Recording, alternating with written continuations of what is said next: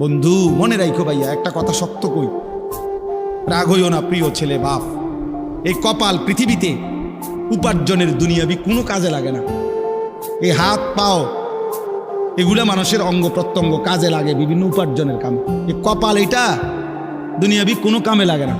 দেখ কোনো কাজের জন্য ওটা দিয়ে কোনো উপার্জনের কোনো কামে, দুনিয়ার কামাইয়ের কোনো কাজে এই কপালের এটুকু জায়গা ব্যবহার হয় না, এটা লাগে না আর কি।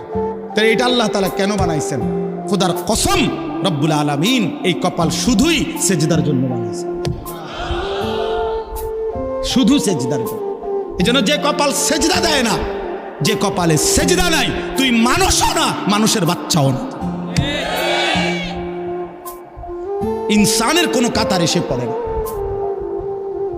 সে কোনো মানুষের কাতারে পড়ে না। ইনসানের কোনো কাতারে পড়ে না যার কপালে সেজদা। কারণ কপাল বানানোই হয়েছে। সেজদা কাকে বলে? ওয়াদউল জাবহাতে আলাল আরদ, জমিনের মধ্যে কি রাখা।